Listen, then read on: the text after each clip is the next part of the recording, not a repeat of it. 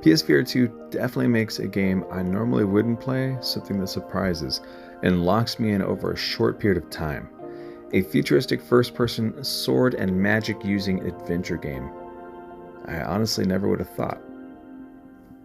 My name is Psvr2 Villain, and today we review ALTAIR BREAKER. Before we begin the review, I'd like to thank Thirdverse for sending me a copy of the game after I won it in a giveaway on Twitter. The chances of that, seriously. But honestly, thank you guys so much, and I'll do my best to give it a fair review. So, ALTAIR BREAKER. I could be saying that wrong, could be ALTAIR BREAKER, but let's just go with ALTAIR BREAKER for now. It's a launch title for the PSVR2, and this review is a long time coming. It's an online role-playing, first-person adventure game. Grab a weapon or two and head out onto adventures either by yourself or with friends or strangers. Slice your way through enemies that generate out onto a given battlefield. Climb, glide, dash your way around as you use special techniques to fight. The enemy vibe is quite fun the more you get into it. I will say the initial tutorials are good, but it's tough to figure your way around with as many options as you have. So you do have to play a little bit, and you will eventually get like the idea of how you want to go about defeating an enemy. It's not that simple as just keep striking, because here's the problem, and I have run across this a few times. Say you have a long enough sword and you are striking an enemy up close. Should you get too close, you will not be able to bring your sword back or forward. It may get stuck maybe in between the arms of an enemy or something like that, or you're too close to them. You're not going to be able to actually bring it back and swing it down. You will not be able to do much of anything. So you will not be able to actually damage the enemies, and they may in turn be as close to you as possible and be able to strike you constantly. So there's a lot of damage they can do and will do, depending on the type of enemy they have. And there's a few different types here in the game. So that aspect of it is rather repetitive, the enemy types, but overall it's still fun. And you go through the courses, you eventually get to the boss of I don't know how best to describe this, but you go through runs where you have multiple levels. You go back to a base in between your levels and you decide, am I going to upgrade? Am I going to use items? Am I going to do anything else? And it's where your party will meet you. So you could do this solo or you could do this with other people, either way. But, you know, it's been fun, and the bosses definitely pose a challenge. Some of them are huge in this game, and there's a lot going on the screen at times with them. But all around, it's pretty good. It's definitely a fun time, but there are some moments that may irk players that it will probably come down to the slight learning curve of how to play and what to do, as I've mentioned. I personally, you know, I've taken my time with it and I got used to it, and it worked out pretty well for me. As far as the interface, I quite enjoyed that. It's very interesting. You basically use an in-game tablet. We all know how to use tablets, and this one's pretty simple.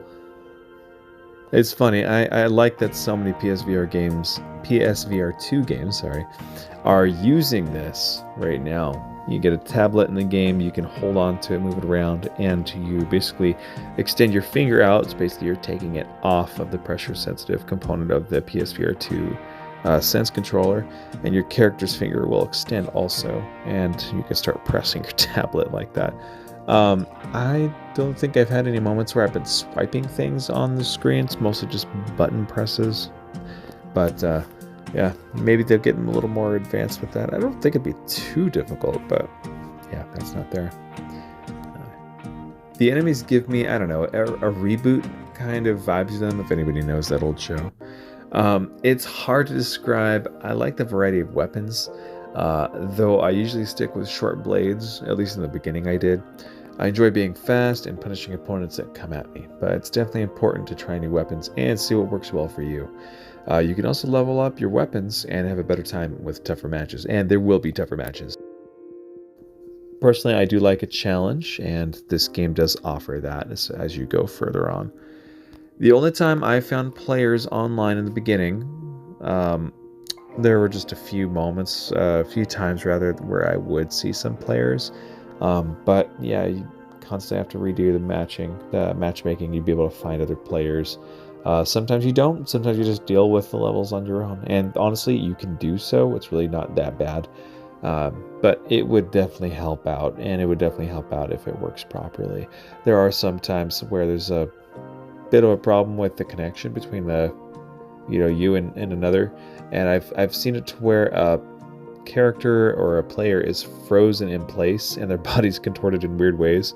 I can still hear them talking, and they're still with me from level to level to level, but I don't see them doing anything at all. So unfortunately, there are some hiccups like that, but it's not really much of a problem because I still play the game, I still make it through the levels, and I still get the rewards for what we do. So overall, it's good.